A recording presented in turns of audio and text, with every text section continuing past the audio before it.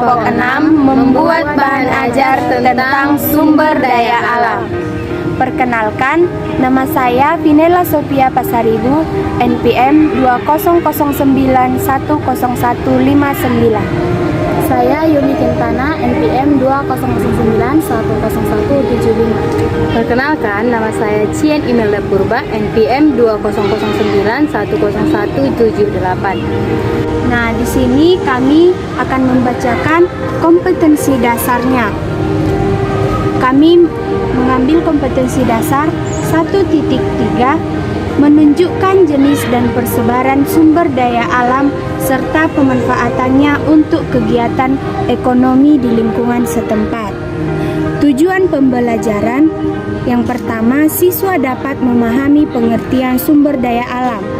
Yang kedua, siswa dapat mengetahui contoh-contoh sumber daya alam melalui media gambar.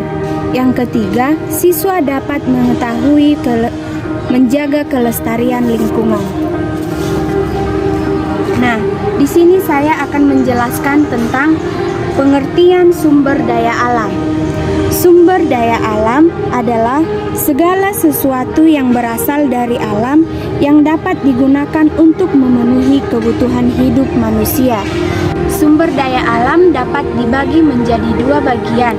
Yang pertama itu sumber daya alam yang dapat diperbaharui.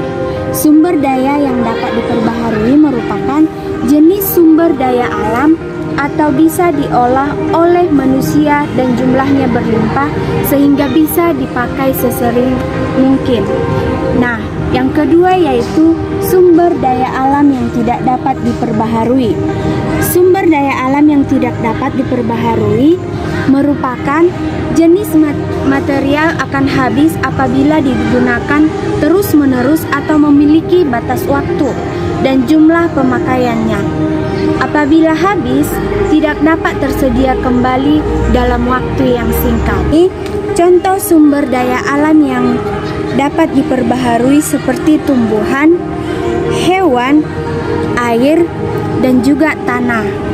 Nah, dapat kita ketahui tumbuhan itu bisa bertumbuh sesering mungkin dan karena memiliki bibit yang banyak. Sedangkan hewan dapat berkembang biak dengan beranak ataupun secara bertelur. Nah, contoh sumber daya alam yang tidak dapat diperbaharui seperti emas, batu bara, besi, aluminium. Nah, untuk penjelasan berikutnya akan dijelaskan oleh Yuli Kintana. Tadi sudah dijelaskan teman kita Vinela Pasaribu mengenai sumber daya alam dan contohnya.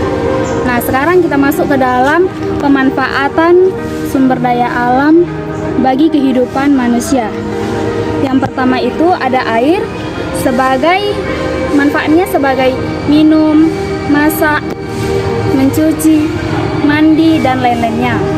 Sekarang manfaat dari tanah untuk bercocok tanam, dan manfaat bagi hewan sebagai bahan pangan, dan yang terakhir manfaat tumbuhan sebagai sumber oksigen dan bahan pangan.